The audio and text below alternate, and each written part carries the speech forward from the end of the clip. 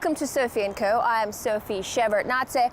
Today we're in my native Tbilisi, capital of Georgia. Though small in size, this beautiful country has seen some major changes in the last decade, and Tbilisi has been at its very heart. The recent power swap has raised many hopes for a breakthrough, but also fears of unknown.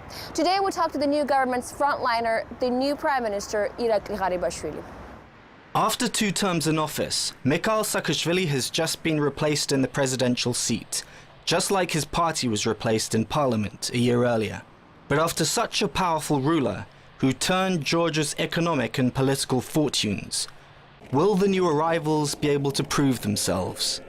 Will they be able to live up to the claim reflected in their party's name? Will they fulfill the Georgian Dream? Mr. Prime Minister, thank you very much for being with us today. It's great to have you on our show. Only 2 years ago, you were making your first steps in politics. Meanwhile, Georgia is transformed from a presidential republic into a constitutional republic. And all of a sudden, you find yourself holding practically absolute power. Were you expecting something this huge? Frankly, I never expected it to happen. However, life is a strange thing and it's full of surprises. To me, office or position does not imply luxury, neither is it a matter of honor or fame. One's position implies responsibility more than anything else. It is the duty I have assumed before my country and my people. And it is the responsibility I have before Mr. Irakli, who has put his trust in me and entrusted me with the fate of our country. I'm extremely motivated. I'm motivated to do a quality job in every way, no matter what I do. And most importantly, I'm motivated to be honest to my people and my country. We should live in a way that we are never ashamed to look back. This is my guiding principle. This is the principle that has guided me throughout my whole life. Nobody doubts your sense of responsibility. But do you have enough experience to govern the country? You're 31, the youngest prime minister in the world as of today. Your Minister of Interior Affairs is 28, and in general, your cabinet of ministers is very young. And since you brought up Mr. Ivanishvili, who is the richest man in Georgia, and also your mentor, critics say that he will be governing the country behind the scenes, not you. I understand. This skepticism has always been there. It was there when I was appointed Minister of Interior. I was 30 at the time. The ministry was in a lamentable shape when I took over. The system was totally politicized. And I'm proud to point out that we put the ministry back on its feet. And trust in the police has doubled in the past year. The level of trust in the police is 86 to 87%. While it used to be way down before. Mr. Ivanishvili always gave me, and I served as Minister of Interior for a year, gave me enough freedom. I was always free to make my own decisions. As for the skeptics who believe he will be running the show behind the scenes, I will never feel embarrassed to say what I'm about to say. I have said it before, and I will say again, that Mr. Ivanishvili is my role model, and I will always follow his example. I will always accept advice from him, especially since I know that this man gives only useful and beneficial recommendations to his people. And if we have to listen to foreign or local experts, critics from the opposition, why can't we listen to someone who made a difference of this magnitude in our country? He freed our country and society from a monstrous regime, that is the national movement regime. It just does not make any sense to me. And if we claim to be pragmatic and efficient, then why not listen? This is my answer, and I'm being totally honest with you. Since you've mentioned the opposition, well, there are many things that happened for the first time in Georgia in the past 18 months. The first democratic election in the history of modern Georgia, peaceful transfer of power, and it is for the first time that an actual opposition is present in the parliament. Having a real opposition force in the parliament, an opposition that dislikes you so much and will oppose you in many ways. Is it a good thing or a bad thing for the country? If we look at this issue in terms of politics, we can call them an opposition force, of course, but I would say that they're very hard to understand in general. They are more of an opposition to themselves. They are opposing their own people, their own citizens, and their own country. In other words, they're not doing anything new in reality. So you do not view them as healthy competition? It's very difficult to maintain healthy competition with them. There is no such thing as healthy criticism from them. I'm not sure they understand what the word healthy means in the first place. Neither do they know what the word objective stands for. I want to remind everyone, and I know that quite large audiences are listening to us now, I would like to remind everyone that these people have been offering their citizens a deception-driven type of democracy. It was just a facade democracy. It was all facade. I have looked into every field. Name one field where they have not implemented facade changes, facade reforms. These people have prosecuted 3,000 people. To me, it's disastrous. 300,000 of their fellow citizens in 9 years. It was a very ambiguous regime, if you are interested in my take on the issue. I can't accept all this quietly and without emotions.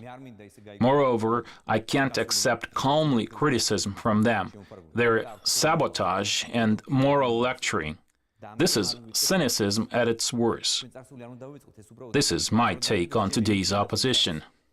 Of course, by the opposition, I mean the national movement, that is, the parliamentary minority.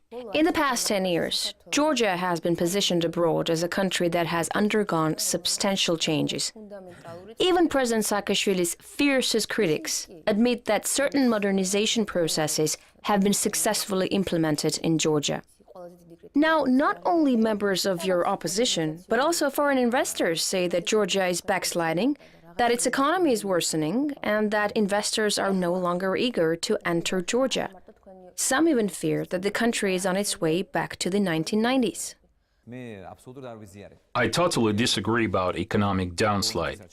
Let me remind you that economic downslide, if we can refer to it as downslide, started as early as 2012, that is under the previous government. A vast amount of external debt has been accumulated during their period in power. Even this year, we had to cover significant amounts as part of the country's external debt. The same is true of next year. We will have to pay about 800 million. And who assumed this external debt? We are forced to cover the debt assumed by the previous government. This is one example out of many. And when our party won the election, but President Saakashvili was still in power, he openly stated, both at home and abroad, that a horrible government had come into power and that this new monstrous government, this destructive force, would bury the country. This is what Mikhail Saakashvili said. And they kept doing it all year. In light of all this, it is very difficult to convince the investor that you can guarantee stability. And it is a well-known fact that investors are the best scouts in the world. They're very sensitive to stability. They can measure stability with unique precision. They know exactly when it is advisable to invest in one or another country. This is what happened in reality. Nothing else. Nothing special, at least.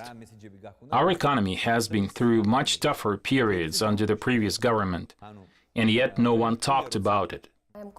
During this cohabitation period, many of Saakashvili's colleagues, members of his cabinet, were apprehended and interrogated. At this point, President Saakashvili himself is out of the country. When and if he returns, will he be questioned too? I can't say with all assuredness.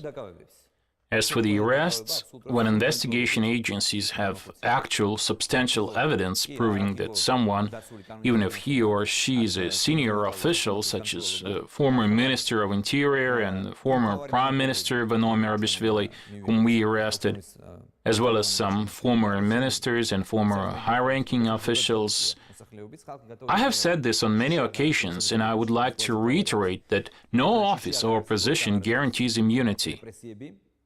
Let's take my position for one, which is very high. If I commit a crime and 5 or 10 years from now a new government comes into power and this new government finds out and proves that I have committed a crime, I should be held liable. We don't enjoy immunity. As for your question whether or not interrogating agencies will have questions to President Saakashvili, if there are any questions raised during the process of investigation, of course, Mikhail Saakashvili, the former president, will be questioned.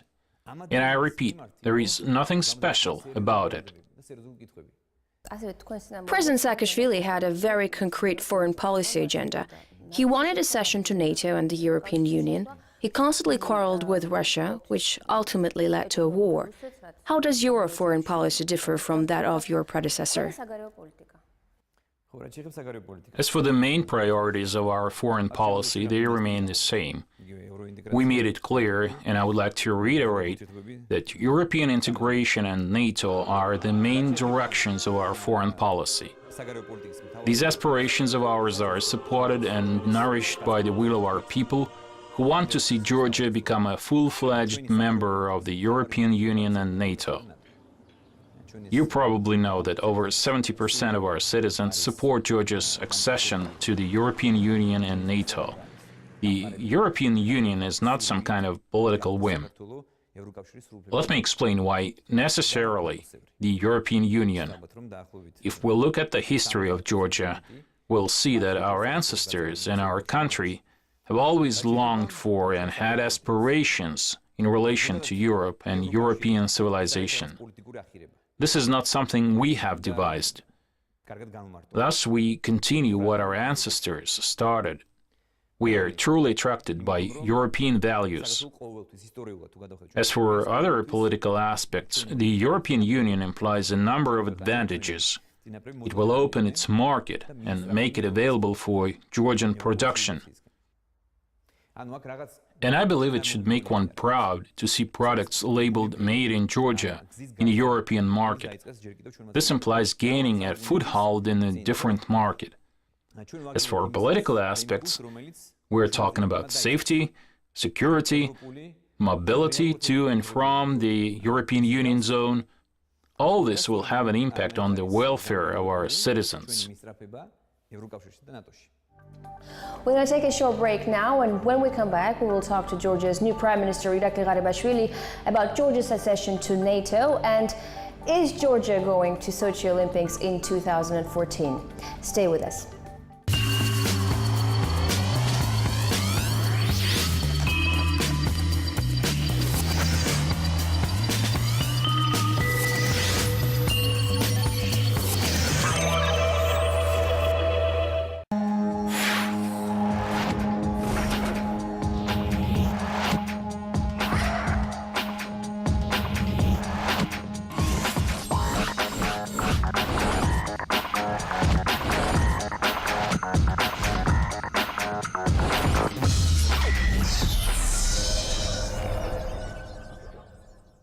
Wealthy British scion Zach Wilson, investment activist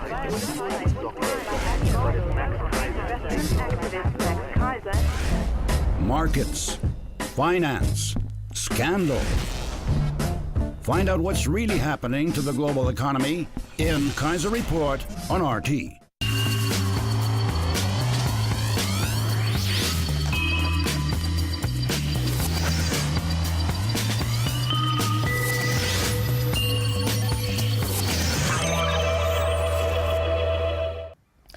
Welcome back to the show. We're talking to Georgia's new Prime Minister Irakli Garibashvili here in Tbilisi, capital of Georgia.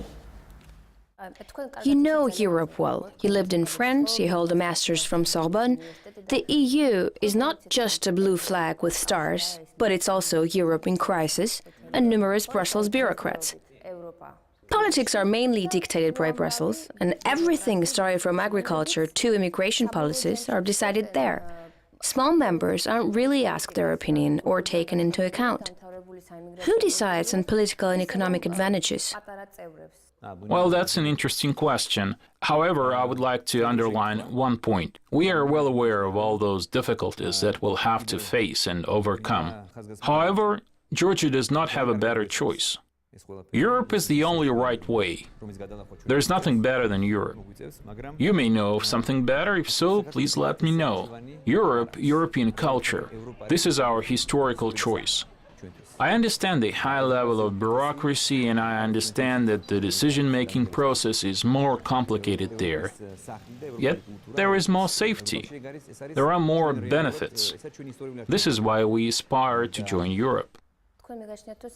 So you say that Georgia shares European values. So you think that Georgia is psychologically ready? For instance, I'm thinking last year's anti-gay protest bashing. Is Georgia ready to be tolerant like Europe? Well, I didn't say that we are ready today. What I'm saying is that we must develop incrementally, step by step. I say we're not yet. And the European Union knows this better than anyone else. We have many tests to pass. If a student does not do his or her homework, he or she will flunk. This is why there are grades in school. I can't say in what grade we are now. What I can tell you is that we are moving in the right direction. All I can say is that it takes consistency. I often use this word because this is exactly what we need. If NATO membership is as important, then this precludes good relations with Russia. Russia has said on many occasions that it is against NATO eastward expansion towards its borders. And we're not talking about EU membership here. This is something that threatens Russia's national security. How do you intend to solve this conflict of interests? Our position concerning NATO remains the same. We have confirmed it more than once, and I will confirm it once again.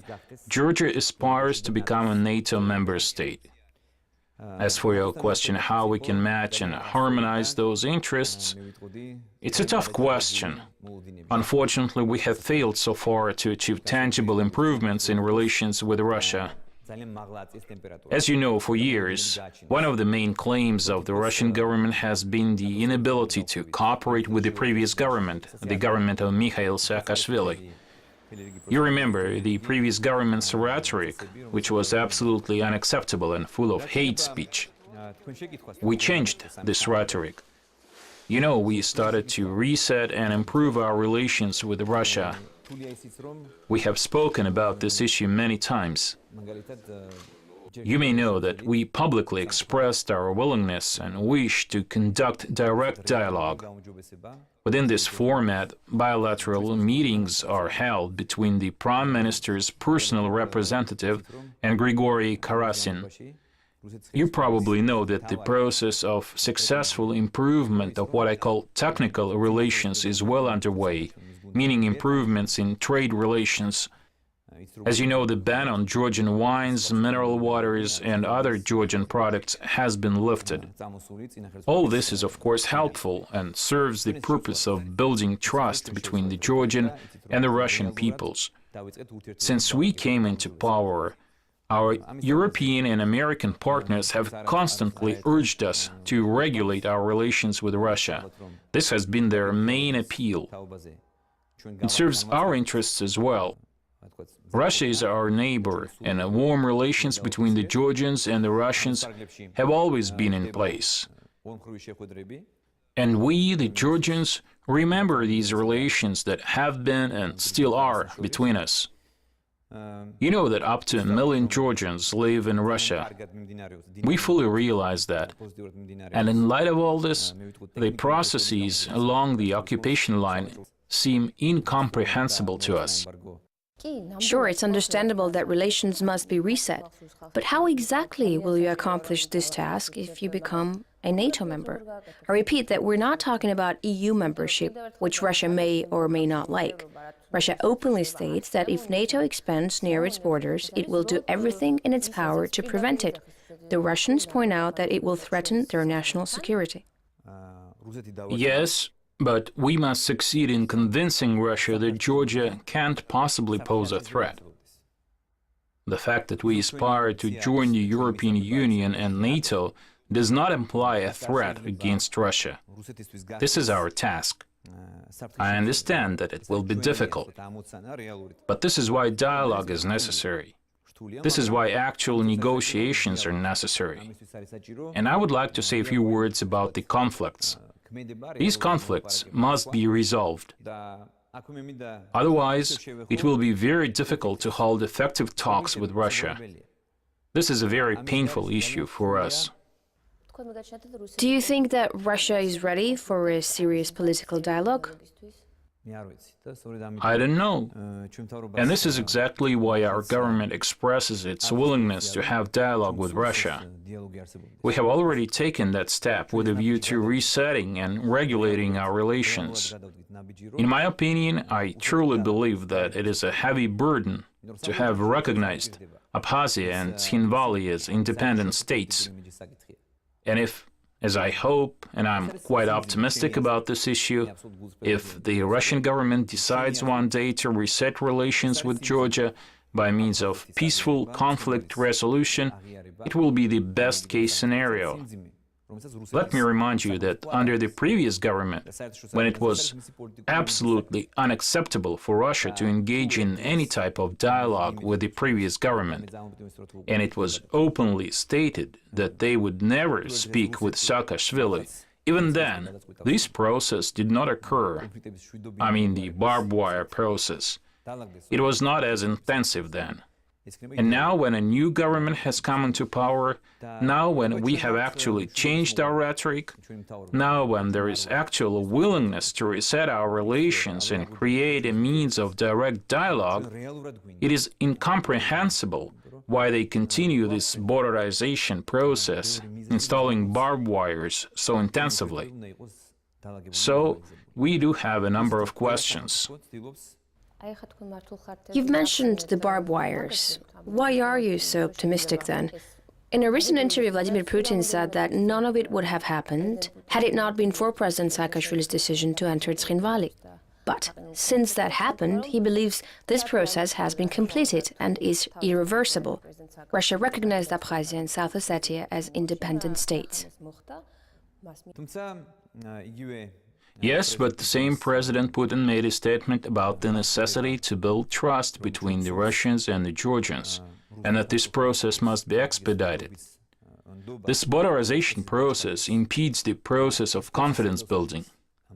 It is truly incomprehensible to us and our government. On one hand, we honestly want to restore trust among our nations, and on the other hand, there is this borderization process, which creates a great deal of discomfort. Instances of temporary incarceration of people are intensifying. Several houses wound up on the other side of the dividing line. Our population is very concerned about all this. We have all made mistakes. Let's admit that we have all made mistakes in the early 90s, for example. There is no way only one side can be spotless and unblemished. But we take it close to heart. We are hurt. Our Abkhazian and Ossetian brothers no longer live with us. Somehow I believe, and I feel that sooner or later, the Abkhazians and the Ossetians will be compelled to live with us. And I certainly hope that this dream, too, will come true. I've spoken to many Abkhazians and Ossetians, and most of them say we will coexist with anyone but the Georgians. Besides, 15 years have passed, and a new generation has grown that doesn't remember Georgia and doesn't understand why it should be part of Georgia. What would you tell those who'd rather be with anyone else but Georgians? There are radicals everywhere at any given time. Radicals may exist in Georgia as well as in Abkhazia or Tskhinvali. But I'm talking about reasonable people who think rationally about the future of their children and their own future in general. I'm not talking about those holding radical views on the Georgians. Even their statement that they don't see themselves coexist with the Georgians seems incomprehensible to me. You have to try really hard to come to dislike coexistence with someone who is yearning to coexist with you and who offer you to restore the brotherly relations you once had. Most importantly, though, Russia must come to believe that we pose no threat. We cannot possibly pose a threat. We have already proved in the past year that we are not successors to the aggressive and radical policy pursued by the previous government in relation to Russia. And once again, nearly all the countries of the world are trying to maintain normal relations with Russia. Why should our relations with Russia be tense and messy? It makes no sense whatsoever. The Sochi Olympic Games are a very hotly debated topic in Georgia. Some believe that Georgia must boycott the Games, while others think that it should not. What is the official position of Georgia at this point? Is Georgia participating in the Olympics? We had discussions on this issue, whether or not Georgia should participate in the Olympics. And the government made a decision that Georgia will participate in the Sochi Olympics. This decision was made by us in cooperation with the Olympic Committee, of course. So our athletes will participate in the Sochi Olympic Games. Will you be there to root for your athletes? No government delegation will be present in Sochi, but our athletes and senior officials of the National Olympic Committee will surely be there, though. Mr. Prime Minister, thank you very much for this interview. Thank you. I hope I was frank, and I think we covered everything.